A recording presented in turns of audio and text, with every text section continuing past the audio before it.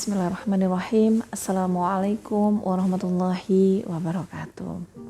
Alhamdulillah, senang sekali bisa bertemu kembali dengan teman-teman, saudaraku sholih-sholihah semuanya yang dirahmati Allah Subhanahu wa taala di channel YouTube Mbak Nur Pakar Kesuksesan.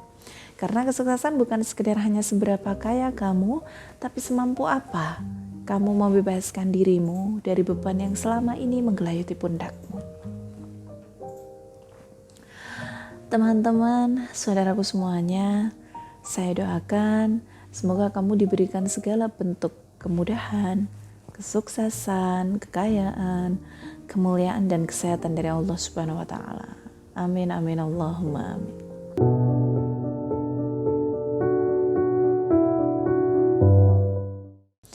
Saya dapat pertanyaan begini teman-teman, Mbak Nur, saya seorang ibu rumah tangga yang tidak punya penghasilan sama sekali, tapi saya banyak mendengar keutamaan tentang bersedekah. Saya ingin bersedekah tapi harta aja saya nggak punya Mbak Nur, ini aja uang pas-pasan dari suami. Jadi teman-teman, bagaimana wanita bisa bersedekah sedangkan mereka adalah suri rumah dan mereka juga tidak punya gaji atau tidak ada uang untuk disedekahkan. Begini, apabila seorang wanita mendengar tentang keutamaan sedekah, ada yang merasa sedih dan berandaikan atau berkata, bagaimana sedang aku tidak punya uang.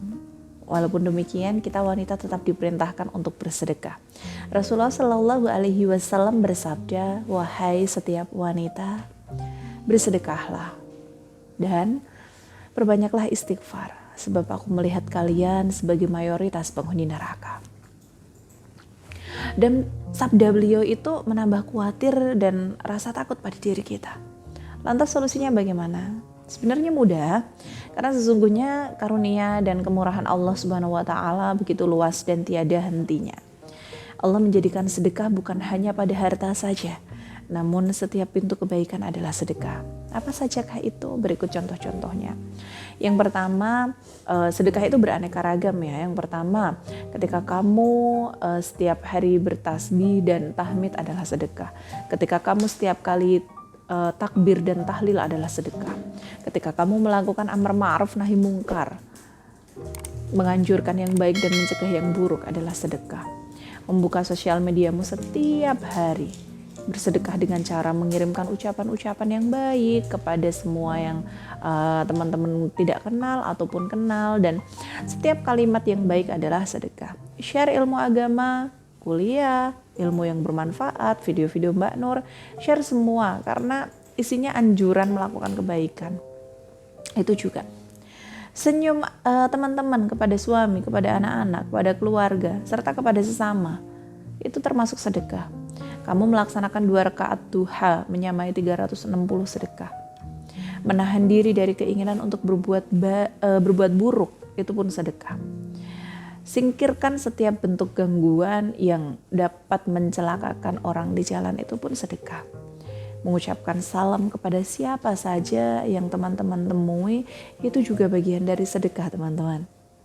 Memberi makan kepada siapapun dengan makanan yang makanan itu kamu makan juga, digunakan untuk makan keluargamu, itu pun sedekah. Memberi makan pada kucing, burung atau binatang lainnya itu sedekah, apalagi memberi makan kepada manusia. Teman-teman memuliakan tamu di rumah teman-teman yang mungkin menginap selama lebih dari 3 hari, itu juga bagian dari sedekah. Kemudian berusaha menolong dan membantu orang lain sesama muslim atau non muslim, itu juga bagian dari sedekah. Karena sedekah itu wujudnya banyak sekali teman-teman. Jadi teman-teman tidak perlu khawatir meskipun kamu hanya ibu rumah tangga yang tidak punya penghasilan tetapi ingin melakukan sedekah. Lakukan hal-hal yang saya sebutkan tadi. Tapi apabila kamu ibu rumah tangga dan ingin punya penghasilan, yuk konsultasi dengan saya bisa bantu asalkan kamu tekun dan rajin. Mau konsultasi dengan saya silakan ada di nomor ini. Sekian dari saya Mbak Nur, mari bersama sukses dan berkah di jalan Allah. Akhirul kalam wabillahi taufiq wal hidayah wa ridha wal inayah. Wassalamualaikum warahmatullahi wabarakatuh.